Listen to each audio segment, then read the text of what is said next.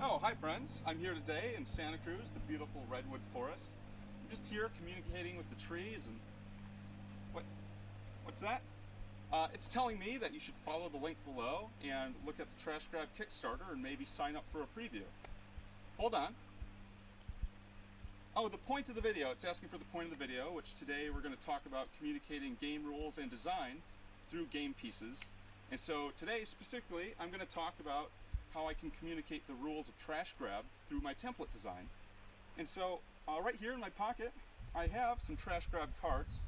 And you can see the templates are all different colors because Trash Grab is a game about collecting colors. And so, in addition to that, if you look at the upper corner of these templates, there's a symbol which influences the color. Blue is recycle, all green cards have the leaf for compost, etc. And so, in addition to color, players want to score points. So at the end of the game, if you have cards that match your color, let's say you're blue, you'd get 3 points. But if you're not blue, you'd get -3 points. So that number is listed right next to the color symbol. And so here's a magic trick. If I'm holding my hand of cards and I take a look at them, well, I fan them out like that. It's really easy to see what's my color, what isn't, and what the points are. So to me, that's just fantastic. That's very natural for people to hold cards like that. So then the next thing I want to talk about is how the symbols affect Trash Grab. And there's a lot of games that use symbols to convey rules. I was just playing Ares Expedition, which is an offshoot of Terraforming Mars.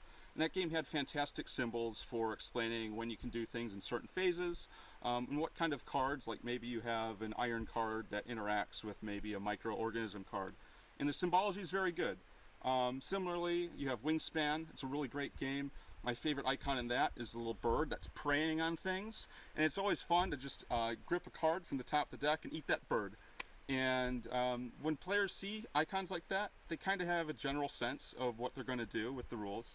So for Trash Grab, there's 4 main icons that I have included in the templates. And so you can see them here.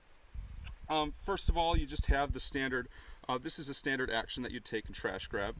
You have a fast action icon, you have an extra rules icon, and then the gizmos, they have this little gear icon, which is like a gizmo ability.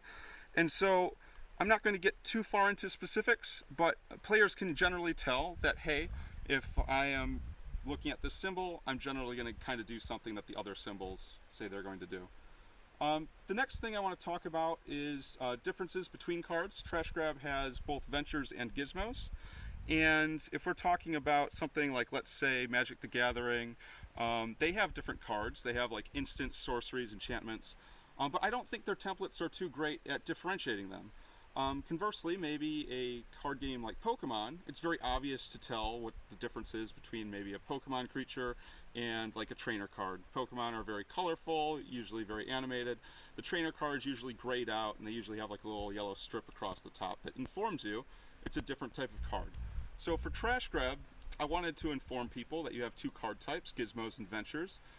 Ventures are kind of like a one-time effect that you play. Gizmos, you build them, you sit around on the board, and they do stuff. And so the first thing that you will notice when we take a look at these is just the typology and the font. Ventures, this very retro font here, this really cool action line going on. Gizmos, on the other hand, they kind of have this funky steampunk font. There's some gear flourishes, which I think is really nice. And then beyond that, there's something a little more subtle, which the gizmos, they have a really cool blueprint sort of watermark going on. I'm an engineer. I love blueprints. What can I say? Ventures, on the other hand, have a watermark. It's more like a globe. I think that fits the idea of a venture, taking a risk, kind of exploring pretty well. So I think that works for now.